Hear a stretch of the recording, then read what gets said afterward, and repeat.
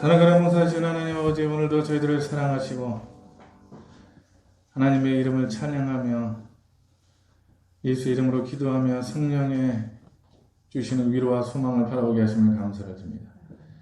오늘 이 코로나 시대 속에서도 변함없이 우리를 사랑하시는 하나님, 우리에게 은혜 베푸시는 하나님을 의지하며 나가는 저희들 되게 하시고, 우리에게 다시 한번 말씀을, 은혜를 허락하셔서 그 말씀이 우리의 마음과 생각을 지배하고 우리의 삶을 변화시켜 나가는 말씀의 능력이 우리 모두 가운데 임하는 이 시간 되게 하여 주시옵소서.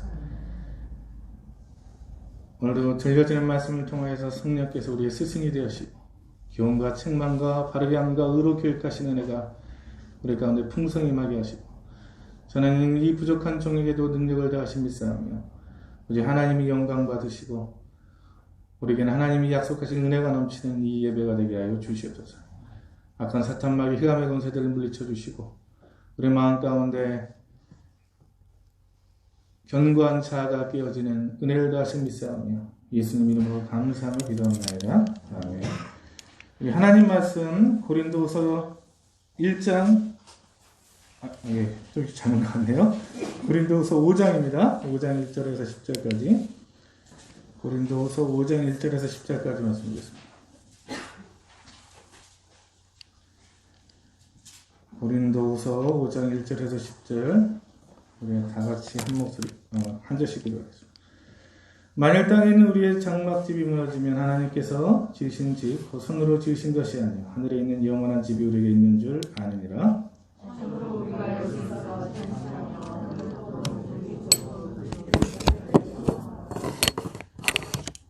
이렇게 입음은 우리가 벗은 자들로 발견되지 않으려 함이라.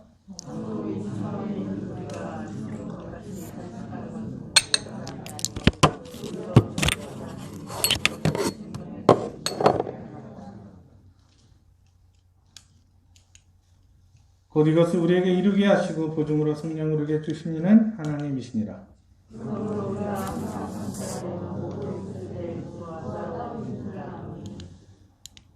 이는 우리가 믿음으로 행하고 보는 것으로 행하지 아니함이로라.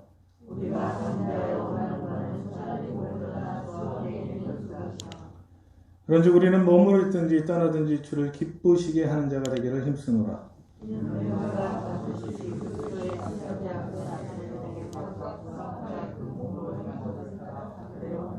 아멘. 오늘 따라칠까요? 고난을 견뎌내는 세 가지 내력. 작년에 상영했던 드라마 중에 하나, 나의 아저씨라는 드라마가 있습니다. 오래 보여드리면 저작권에 걸려서 빨리 넘어가야 돼요. 이 드라마에서 이 사진도 좀 이따 보여드리겠습니다. 이 드라마를 솔직히 한 번도 본 적은 없는데 이 드라마에 나오는 대사가 이렇게 여러 군데에서 인용이 됐더라고요. 그러니까 어떤 드라마 대사냐면, 이 남자 주인공, 그 드라마에서는 박동 부장이라고 나오는데, 이 사람이 직업이 구조기술사입니다. 구조기술사는 뭐냐면, 건축사는 설계를 하면요, 이 구조기술사는 그 설계에 맞게 해서 건물의 구조가 시공이 안전하게 이루어지는지를 검사하고 평가하는 역할을 해요. 근데 이 사람이 뭐라고 이제 그 대사에 어떤 대사가 있냐면, 모든 건물은 외력과 내력의 싸움이다. 외력, 바람이라든지 하중, 진동, 있을 수 있는 모든 외력을 계산하고 따져서 그거보다 세게 내력을 설계하는 거야. 인생도 어떻게 보면 내력과 외력의 싸움이고, 무슨 일이 있어도 내력이 있으면 버텨내는 거야. 외력, 건물, 바람이라든지 건물의 하중이라든지 진동이라든지 심지어 지진에 이르기까지 외부로부터는 힘이 작용합니다. 건물에는. 그래서 마스크를 아니고 건물에 힘이 작용하는데 외부로부터는 이 힘을 철저하게 계산해서 그 힘을 이겨낼 수 있도록 내력을 계산해서 건물에 철근이라든지 기둥이라든지 재료들을 계산해서 건물을 짓는 거예요. 그러면 어떻게 됩니까? 건물이 절대 무너지지 않는다는 거죠. 그러면서 인생도 그렇다는 거예요.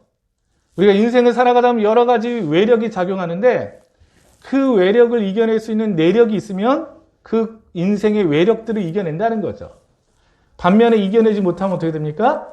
무너지는 인생이 되는 거죠. 제가 이 글을 읽으면서 느꼈던 사실이 뭐냐면요. 우리의 신앙도 마찬가지입니다. 우리의 신앙도요. 여러 가지 외력이 와요. 질병이 찾아오고 가난이 찾아오고 고난이 찾아오고 아픔과 이별과 심지어는 죽음이라는 여러 가지 절망적인 일들이 찾아옵니다.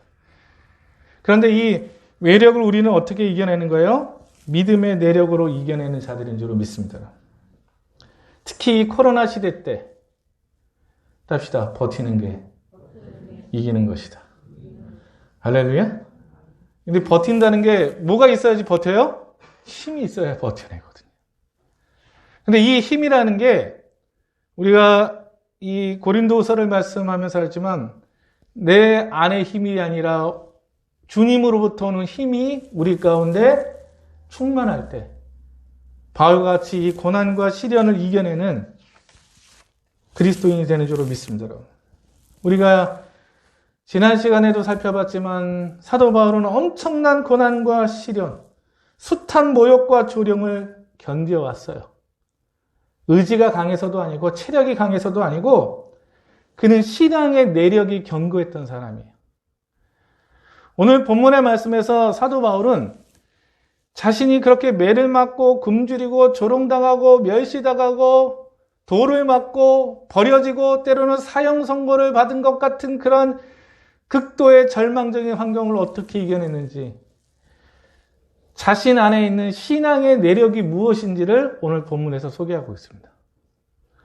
오늘 과연 바울이 가지고 있었던 그 신앙의 내력, 그 힘이 무엇인지를 오늘 저와 여러분들이 발견함으로 오늘 그 능력을 구하고 우리 안에 있는 그 신앙의 내력으로 우리의 삶에 주어진 고난과 시련을 이겨낼 수 있는 우리 큰사랑교회 성도들 되시기를 주임으로 축원합니다. 첫 번째 바울이 가지고 있었던 신앙의 내력은요. 바로 따라합시다. 부활의 약속. 바울은 부활의 약속을 믿었습니다. 예수님이 하셨던 부활의 약속을 믿었어요. 오늘 1절에 보십시오. 만일 땅에 있는 우리의 장막집이 무너지면 하나님께서 지으신 집 곧 손으로 지은 것이 아니요 하늘에 있는 영원한 집이 우리에게 있는 줄 아느니라. 집에 대해서 얘기하게요. 여기서 말하는 우리의 장막집은 무엇입니까? 우리의 육체를 의지합니다. 여러분들 집이라는 존재가요. 살다 보면 집이 어떻게 되죠? 여기저기 새기 시작해요. 저희 집도 지은 지가 23년 정도 돼가는데 보일러가 새기 시작하고요. 예전에는 한 몇 년 전에는요. 비만 오면 새가지고 그거 잡느라고 꽤 오래 걸렸습니다. 예. 집이라는 존재가요. 살다 보면요. 집이 금도 가고요. 그 다음에 특히 우리나라 집들은요. 이 바닥을 온돌이 있기 때문에 거기다가 보일러를 까기 때문에 그 보일러에서 여러 가지 물이 새고 그런 것도 화장실도 하고요. 수도꼭지도 새고요. 여러 가지 일들이 일어납니다. 여러분들. 그런데 우리의 장막집, 즉 우리의 육체도 결국 어떻게 됩니까? 살아가다 보면요. 여러 가지 육체의 문제가 생기고 질병이 찾아오고 결국 그래서 어떤 일이 일어나요? 우리의 장막집이 무너지는 일. 즉 육체적인 죽음이 찾아온다는 것입니다. 우리가 육체적인 죽임을 당하면 그러면 그것으로 끝나느냐? 예수 안 믿는 사람들은 그것으로 끝난다고 말할지 모르지만요. 오늘 사도 바울은 우리의 육체의 집이 무너지면 하나님이 지으신 집, 하늘에 있는 영원한 집을 우리는 들어가게 된다는 거예요. 이것이 뭡니까? 따릅시다. 부활의 몸. 육체의 장막집이 무너지면 우리의 장막집이 무너지면 하나님이 지으신 집, 하늘에 있는 영원한 집으로 들어가게 된다는 거예요. 그래서 바울은 죽음을 쉽게 말하면 뭘로 표현하냐면요. 이사 가는 걸로 표현하는 거예요. 우리가 죽음을 통해 우리의 육체의 집을 떠나서 어디로 가는 거예요? 부활의 몸. 하나님이 지으신 몸을 입게 되는 거예요. 물론 이 부활의 역사는 예수님이 오실 때 일어납니다. 그런데 오늘이라도 예수님께서 이 세상에 다시 오시면 우리는 어떻게 되는 거예요? 부활의 몸을 입게 되는 거예요. 그리고 먼저 가신 천국에 가신 그분들도 비로소 부활의 몸을 입게 되는 줄로 믿습니다. 예수님이 그렇게 말씀하시고 성경이 그렇게 말씀하고 있어요. 바울은 이 사실을 이야기하면서 우리는 이 육체의 집이 무너짐으로 말미암아 끝나는 것이냐, 하나님이 지으신 바로 하늘에 있는 영원한 집, 부활의 몸은 우리가 있게 된다는 것입니다. 이 모든 것들이 예수님의 다시 오심을 통해 우리 가운데 이루어진다는 거예요. 그러면서 2절에 참으로 우리가 여기서 탄식하며 하늘로부터 온 우리 처소를 덧입기를 간절히 사모하느니라. 하늘로부터 오는 처소, 부활의 몸을 간절히 있기를 간절히 소망한다는 거예요, 여러분들. 작년 10월에 저희 처남이 결혼했습니다. 이 방송을 보고 있는데 자기 얘기해서 아마 무슨 얘기할까 지금 되게 긴장할 거예요. 결혼했는데 결혼하기 전에 원룸에서 살았어요. 저기 오래된 원룸에서 살았는데 결혼 날짜가 잡히고 임대 아파트가 돼서 이제 다 아파트를 가니까 얼마나 좋아요. 근데 얘기하는데 꼭 자기 아파트처럼 얘기하더라고. 물론 자기가 사니까 자기 아파트죠. 근데 임대 아파트예요. 그래서 임대 아파트 가는데 이제 며칠만 있으면 내가 그 아파트 들어간다. 이 지긋지긋한 원룸을 떠나서 거기 들어간다고 얼마나 좋아하는지. 그래서 제가 옆에서 웃었어요. 아니, 처남은 내가 보니까 결혼을 기다리는 게 아니라 이사를 기다리는 것 같아. 그때 막 웃더라고요. 결혼과 함께 새로운 집으로 들어가는 거 얼마나 좋습니까? 꿈만 같아요. 그 오랜 노총각 생활을 끝내고 원룸 생활, 그 지긋한 원룸 생활을 끝내서 그 새로 지은 임대 아파트에 들어간다는 게 얼마나 기쁘겠습니까? 오늘 바울은 그런 마음으로 기다리는 거예요. 할렐루야? 새 집 이사 갈 때 얼마나 좋아요. 기분 얼마나 기다려집니까, 여러분? 그것처럼 바울은 내가 이 육체를 떠나서 부활의 영광에 들어가는 부활의 몸을 바라보는 그때를 고대하면서 살아가는 거예요. 그렇기 때문에 숱한 고난과 시련과 여러 가지 핍박이 찾아와도 이 부활에 대한 약속, 그것으로 이겨내는 거예요. 예수님은 부활이라는 것, 이 부활의 약속이 허황된 것이 아니라 구체적이고 실제적이라는 것을 보여주기 위해서 예수님이 어떻게 하셨어요? 십자가에 죽으시고 부활하신 거예요. 부활의 첫 연매가 되신 거예요. 야, 부활 안 믿어져? 부활이 바로 이것이다. 그리고 예수님이 보여주시는 거예요. 할렐루야? 그 부활의 목적자들이 누굽니까? 사도들이었어요. 초대교회 성도들이었어요. 그 사람들이 그 부활을 목격하고 나서 그 부활을 전하는 것입니다. 누구에게요? 우리에게요. 부활을 처음 목격했던 사람이 누굽니까? 성경에 보면? 누구죠? 마리아죠, 마리아. 마리아를 통해서 그 부활이 어떻게 됩니까? 베드로와 요한에게 전해지죠. 그리고 어떻게 됩니까? 예수님께서 40일 동안 부활하시고 이 땅에 계시면서 부활의 몸으로 직접 제자들에게 나타나세요. 그래서 너희들은 부활의 증인이 되라. 그리고 그 부활의 소식이 우리 가운데 전해지는 줄 믿습니다. 그래서 우리는 예수님을 보면서 우리의 몸의 부활을 믿고 소망하며 살아가는 거예요. 그 이사가는 날을 바라보는 것입니다. 저는 오늘 저와 여러분들이 오늘 바울과 같이 이 부활의 약속을 믿음으로 코로나 시대를 믿음으로 승리할 수 있는 애가 우리 모두 가운데 있기를 주님으로 축원합니다. 할렐루야? 부활은 실제해요. 목사님 어떻게 이렇게 확실하게 해요? 예수님이 말씀하셨으니까요. 할렐루야? 예수님이 부활하셨으니까요. 예수님을 믿는다는 건요. 난 예수님이 탄생만 믿는 거야. 난 믿을래. 난 예수님의 능력만 믿을래. 그건 예수님 안 믿는 거예요. 예수님을 믿는다는 건 뭡니까? 탄생과 예수님의 말씀과 예수님의 능력과 예수님의 죽으심과 예수님의 부활과 예수님의 다시 오심을 믿는 거예요. 할렐루야? 그게 예수님 믿는 겁니다. 저는 그 예수님을 믿기 때문에 이렇게 확신 가운데 말씀드리는 거예요. 오늘 바울이 그 믿음을 바라보고 부활의 약속을 의지하면서 살아갔어요. 그 부활의 신앙으로 초대교회 성도들이요, 그 고난을 이겨내면서 그 카타콤, 그 지하의 땅굴 속에서 때로는 짐승처럼 박쥐처럼 살아가면서도 어떻게 돼요? 믿음을 이겨낸 거예요. 믿음으로. 오늘 저와 여러분들이요, 이 믿음으로 승리할 수 있기를 주님으로 축원합니다. 제가 이번 주에 기사를 보면서 충격적인 기사를 봤어요. 이제 교회라면 지긋지긋하다. 이제 교회라면 지긋지긋하다. 좀 충격을 받았는지 교회 협의회에서 기자회견했다고. 죄송하다고 기자회견했다고. 제가 느낀 게 뭐냐면 이 와중에도 그런데 이게 무슨 정부의 조작이다, 뭐든 차별이다 부르짖는 그런 목회자들이 있어요. 참 안타까운 게 이 시대가 교회를 지긋지긋하다고 말하는데 앞으로 교회가 어떻게 될 건가요? 새로운 사람들이 안 오면 교회는 어떻게 됩니까? 저와 여기 있는 분들만 늙어가 다 끝나는 거예요. 유럽 교회처럼, 미국 교회처럼. 네. 저는 더 걱정되는 게 앞으로 코로나 비슷한 것만 와도 누가 언급되겠어요? 그때 신천지가, 그때 어디 교회가 그랬다. 앞으로 수십 년 동안 아마 이 비슷한 일만 오면 그럴 거예요. 그건 어떻게 할 거냐고요. 답답해요, 저는 막.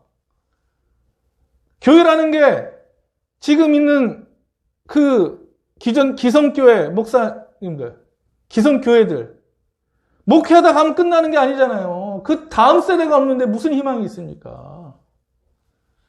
맨날 그러거든요. 영국교회 다 레스토랑으로 바뀌고, 춤추는 대로 바뀌고, 이슬람 사원으로 바뀌었다. 아니, 그럼 한국은요? 그런 일 없을 것 같습니까? 지금처럼 가면요? 참 답답하더라고요, 제가 보면서. 그냥 한숨 섞인 기도밖에 안 나오더라고요. 교회가 지긋지긋하다는 이 시대를 향하여서요. 하지만 여러분들 이 시대 속에서도 우리는 부활의 신앙으로 승리하시길 주님으로 축원합니다. 인정하고 고백하고 나가는 거예요. 우리가 잘못했다. 미안하다. 에? 저는 그런 주장하는 분들 보면 그래요. 자영업자들 보라고.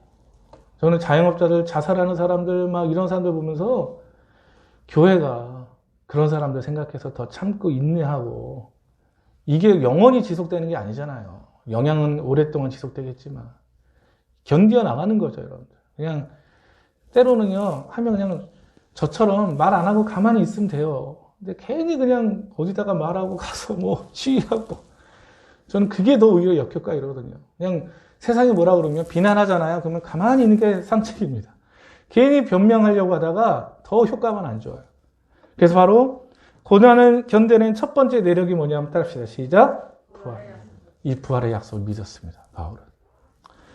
두 번째는 뭐냐면 따라합시다. 성령의 보증. 바울은 3절에 이렇게 합니다. 이렇게 이 부분 우리가 벗은 자들로 발견되지 않으려 함이라. 처음에 부활을 설명할 때 바울이 빌려다 사용했던 개념이 뭐였죠? 아까? 육체를 집에 표현했죠. 집. 장막, 집. 이제 두 번째 가져다 주는 하나의 이미지가 뭐냐면 옷입니다. 옷. 여기 보면 이렇게 입은 우리가 벗은 자들로 발견되지 않으면, 입은 우리가 벗은 자로 발견되지 않는다. 이거 뭐냐면 바로 옷을 이루는 거예요, 여러분들. 여러분, 우리가 옷을 딱 입고 있다가요, 특히 속옷 같은 거, 아무리 목욕탕 가서 막 때를 밀고 깨끗하게 해도 며칠 지나면 어떻게 돼요?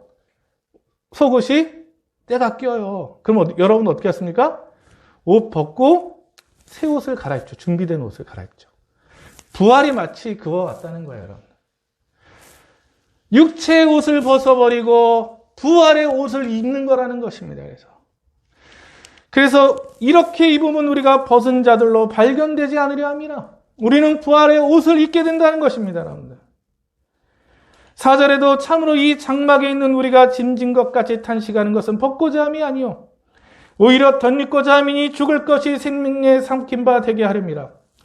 참으로 이 장막집에 있는 우리가 이 육체의 집에 살 때는요, 육체를 가지고 살 때는요, 짐을 진 것 같이 탄식을 안 할 수가 없대요. 육체를 가지고 있는 한 우리는 짐을 질 수밖에 없습니다. 할렐루야? 그리고 우리는 육체를 가지고 있는 한 탄식할 수밖에 없어요. 예수님도 예외가 아니었습니다. 예수님도 예외가 아니었어요. 예수님은 완전한 하나님이시고 완전한 인간이었기 때문에 우리가 인간의 몸을 가지고 있는 우리의 짐과 탄식하는 거 예수님도 경험하신 거예요. 그런데 우리는 이것을 벗는 것으로 끝나는 것이 아니라 우리는 덧입을 것이다. 육체와 부활의 연속성을 어떻게 바울은 설명하냐면 덧입는 것으로 설명합니다. 물론 이것을 벗고 다시 입는데요. 왜 덧입는다고 얘기하냐면 육체와 부활의 연속성을 이야기하는 거예요. 그래서 여기 보면 또 하나가 뭐냐면요. 생명의 삼킨 바 되게 하려 합니다. 육체와 부활을 덧입는 것으로 설명을 하고 있고요. 4절에서는 또 하나 삼키는 것으로 한격해요. 마치 뭐가? 아주 큰 물고기가 작은 물고기들 어떻게 합니까? 삼켜버리죠. 그냥 한 입에 삼켜버리죠. 그런 것처럼 부활이 우리의 몸을 삼켜버린다는 거예요. 그래서 우리가 순식간에 부활의 몸을 잊게 되는 거예요. 바울은 그 사실을 설명을 해요. 그러면서 여기서 중요한 말씀입니다. 5절 말씀을 다 같이 읽어보겠습니다. 시작.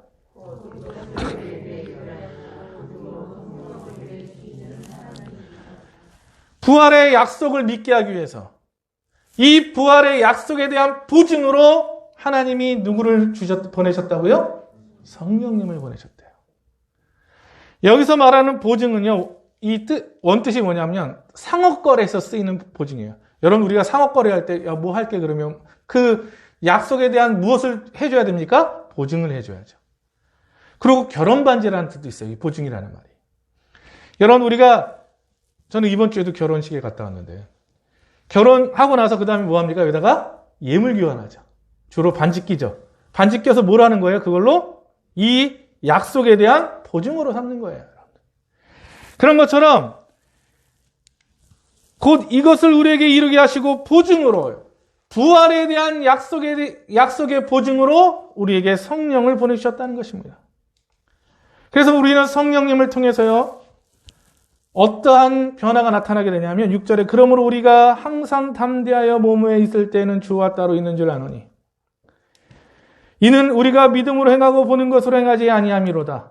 우리가 담대하여 원하는 바는 차라리 몸을 떠나 주와 함께 있는 것이라. 오늘 6절과 7절과 8절 우리가 성령으로 보증을 받을 때 우리 가운데 반복되는 단어 하나가 딱 있습니다. 그게 뭘까요?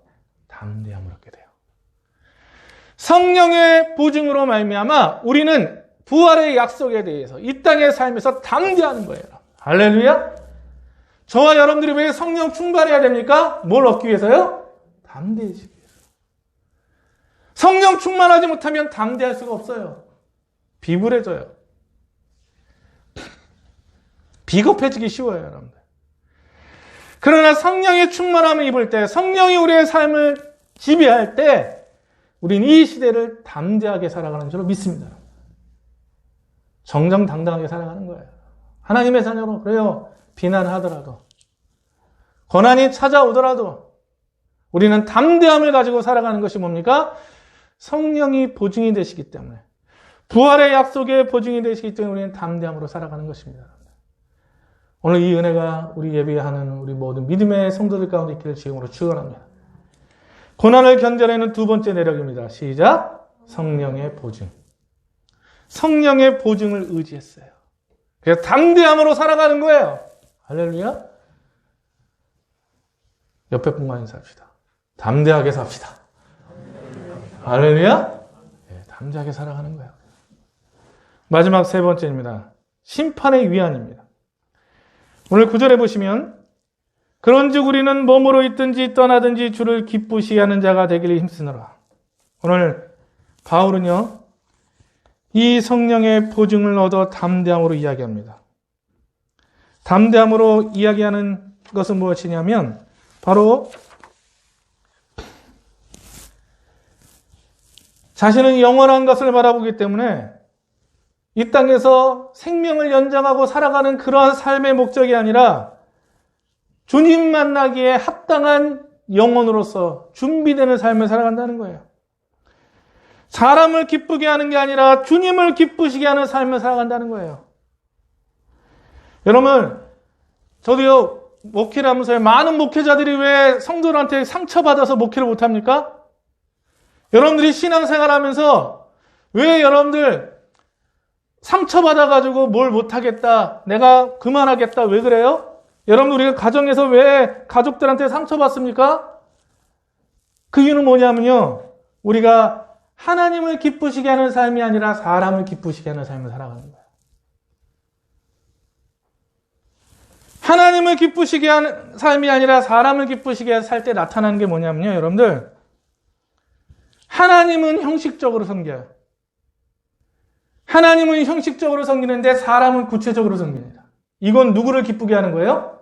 사람을 기쁘게 하는 거예요. 하나님은 되게 형식적으로 섬겨요. 그런데 사람은 구체적으로 섬깁니다. 저희 아이가 엄마 닮아서 그렇고 저 닮아서 퍼주는 걸 좋아하는데 어제 고민을 하더라고요. 친구 생일 당하고 뭐 사줄까? 뭐 사줄까? 여러분들 친구 생일한데요. 쟤는 뭐 한 두 달 전부터 막 생각하면서 뭐 사줄까? 막 이러면서. 여러분들 왜 고민할까요? 누구를 기쁘게 하기 위해서? 친구 기쁘게. 뭐 사주면 이 친구가 기뻐할까? 이거는 사람을 구체적으로 사랑하는 거예요. 기쁘게 하는 거예요. 근데 여러분들 하나님 앞에 그래 본 적 있습니까? 어떻게 하면 하나님이 나 기뻐하실까? 내가 이거 하면 하나님 기뻐하실까? 이거 하면 내가 어떻게 하나님을 하면 기뻐하지? 여러분들 이 고민 해보신 적 있으세요? 있으세요? 별로 없어요. 솔직히. 사람은 기쁘게 할 방법을 찾아요. 이벤트도 하고 뭔가 막 기념일도 기념하고 그렇게 우리는 사람을 구체적으로 기뻐합니다. 그런데 하나님은요. 하나님 다 하죠. 하나님 돈 많아서 내가 그런 거 안 해도 돼. 하나님 부자인데 뭐. 우리는 하나님에 대해서는 별로 구체적으로 그렇게 기쁘게 하려고 하지 않는다는 거예요. 그리고 사람을 기쁘게 하죠. 그렇기 때문에 상처받습니다. 그러기 때문에 시험에 듭니다. 오늘 바울은요. 오늘 이야기하는 거고요. 주를 기쁘시게 하는 자라. 이 땅을 하나님을 기쁘시게 하는 자가 살아가는 거예요. 그래서 바울이요. 서신서에도 보면요. 웬만하면 결혼하지 말라고 그래요. 왜? 결혼하면 누구를 기쁘게 하는 삶을 삽니까? 사람을 기쁘게 하는 삶에 집중하게 된다는 거예요. 그래서 독신의 은사가 있으면 그냥 주를 위해서 혼자 살아라. 물론 독신의 은사가 있을 경우는. 예? 은사가 아닌 경우는요. 그럴 필요 없고 은사가 아닌 경우는 생육하고 번식하는 게 하나님 앞에 영광되는 거예요. 그런데 은사가 줬을 때는 그럴 필요 없는 거예요. 오늘 주를 기쁘시게 하는 자가 되라는 거예요. 그러면서 오늘 10절에 이렇게 말씀합니다. 다 같이 읽읍시다. 시작.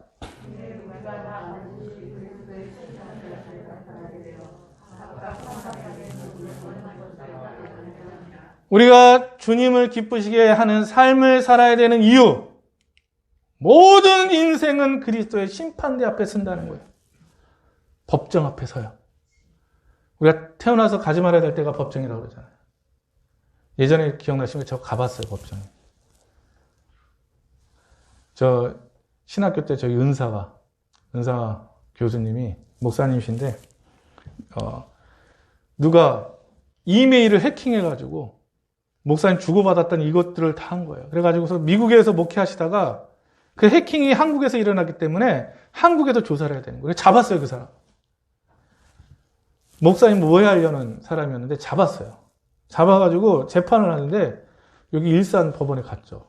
그때 나보고 김 목사 구경하러 들어와. 들어가서 가서 깜짝 놀랐어요.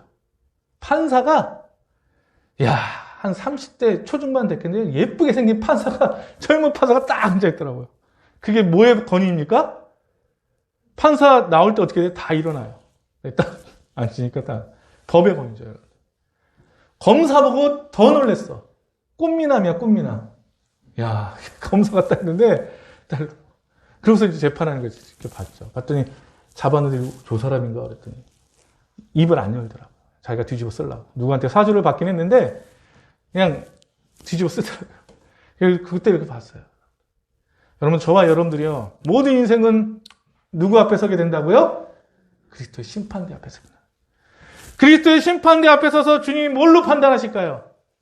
하나님을 기쁘시게 하는 삶을 살았는지 사람을 기쁘시게 하는 삶을 살았는지 그걸로 판단하시는 거예요. 할렐루야? 제가 좋아하는 존 스터트 목사님이라고 계셨습니다. 한 7, 8년, 한 10년 좀 안 됐는데 소천하셨어요. 그럼 평생 결혼도 안 하고 오직 복음 전파하면서 사셨던 분이에요. 제가 그분을 좋아해서 그분의 책을 웬만한 건 다 사서 읽어봤는데 그분이 이제 은퇴하고 나서 시골에서 농사 지으면서 마지막에 이제 기자들이 찾아갔어요. 그래서 존 스토트 목사님한테 일평생 목사님이 마음에 담았던 말씀이 뭡니까? 바로 이 말씀이에요. 우리가 그리스도 심판대 앞에 쓴다는 것. 이는 우리가 반드시 그리스도의 심판대 앞에 나타나게 되어 각각 선악간의 그 몸으로 행하는 것을 따라 받으려 합니다. 할렐루야. 그리스도의 심판대 앞에 쓴다는 것. 이 말씀을 마음에 품고 일평생 목사로서 그리고 설교가로서 살았대요. 오늘 저와 여러분도 마찬가지입니다. 그리스도의 심판대 앞에 쓴다는 사실을 기억하시기를 축원합니다. 할렐루야. 겁나죠? 겁나는데요. 바울은 겁내지 않았어요. 왜 겁내지 않았을까요? 이 사실 때문에. 그리스도의 심판대 앞에 서는데 그것으로 끝나는 게 아니라 다 같이 읽어봅시다. 시작. 심판대에 서는 그날은 뭐 하는 날이에요? 그 몸으로 행한 것을 따라 받으려 함이라. 쉽게 말하면 결산하는 날이에요. 너 이 세상 어떻게 살았니? 하나님이 그걸 보시고 결산하는 날이에요. 월급 받는 날이에요. 쉽게 말하면. 보상받는 날로 여겼던 거예요. 그래서 자기는 심판이 두렵고 피하는 그 그리스도의 심판의 날이 아니라 그 날이 기다려졌다는 겁니다. 할렐루야? 할렐루야? 저와 여러분들이 이 고백이 있기를 축원합니다. 이건 마치 뭐하고 같냐면 시험날이 다가와요. 공부 안 하는 학생들은 시험날이 어떻게 됩니까? 걱정되죠. 근데 공부 열심히 준비한 학생들은 시험날이 어떻게 돼요? 기다려져요. 나 그때 이제 내 실력 평가받는 거야. 나 이번 시험 봐서 나 성적 오를 거야. 나 성적 오르면 부모님이 뭐 해준다고 그랬어. 그리고 그걸 뭐예요? 평가받는다니까 기다려지는 거예요. 오늘 사도 바울은요, 그리스도의 심판을 그날로 받습니다. 그리고 하나님을 기쁘시게 하고 그 몸에 행한 것이 보상받는 그날이기 때문에 그 심판을 두려움이 아니라 위로로 삼았다는 거예요. 고난을 견뎌낸 세 번째 내력은 뭐라고요? 심판의 위안이었습니다. 오늘 저와 여러분들이 이 시대 가운데 하나님의 심판이 위안이 될 수 있는 믿음의 성도가 될 수 있기를 주임으로 축원합니다. 우리는 죽음을 통해서 아니면 죽기 전에 예수님이 오시든지 이 일이 우리 가운데 일어나는 거예요. 오늘 저와 여러분들이 이 심판이 우리의 위안이 돼서 그때를 바라보며 우리가 행한 대로 우리에게 갚으시는 그날을 바라보며 살아갈 수 있는 우리 모두가 될 수 있기를 주님으로 축원합니다. 고난을 견뎌내는 세 가지 내력입니다. 첫째, 둘째, 셋째, 바울은 부활의 약속을 믿었습니다. 성령의 보증을 의지했어요. 그리고 심판의 위안을 바라봤습니다. 이 내력이 있었기 때문에 고난과 시련과 그 죽음의 위협을 이겨낸 거예요. 여러분들. 이 내력이 없었던 사람들은 어땠습니까? 바울 주변에도요. 세상과 타협하고 세상으로 떠나가는 거예요. 여러분들. 세상과 타협하고 떠나가는 거죠. 제가 어제 결혼식장 갔다 왔는데 우리 친정교회예요. 저도 거기서 4년 동안 사역을 했었기 때문에 장로님 딸이 결혼해가지고 갔어요. 갔는데 가서 제가 사역할 때 권사님들, 집사님들, 자녀들이 장생을 가지고 말하는데 교회 어려움이 많았거든요. 근데 그 성도님을 보니까 그 교회가 어려움이 있었는데 그 고난과 시련을 이겨내고 다 보니까 흰머리도 많고 주름도 깊어지고 그랬는데요. 제가 이렇게 다시 만나니까 너무 아름답더라고요. 할렐루야?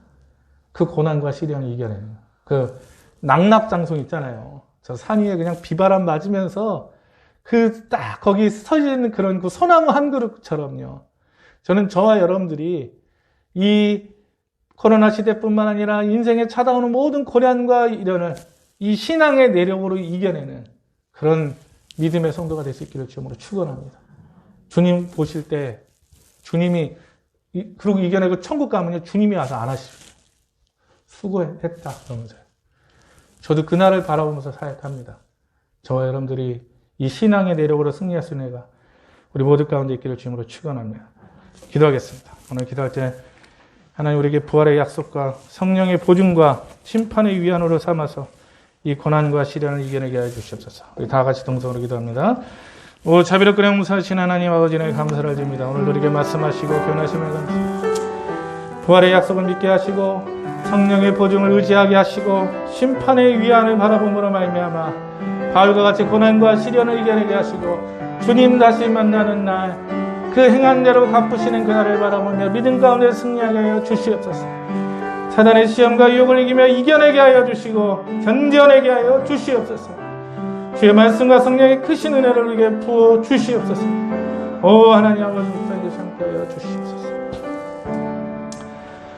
상간에 분사하신 하나님 오늘도 함께 예배하시며 감사를 드리며 오늘 바울이 고난과 시련을 견디했던 이 내력들을 저희들에게 허락하셨어. 부활의 약속과 성령의 보증과 심판의 위안을 의지하며 고난을 이겨내는 믿음의 자녀를 되게 하여 주시옵소서. 감사드리오며 우리 주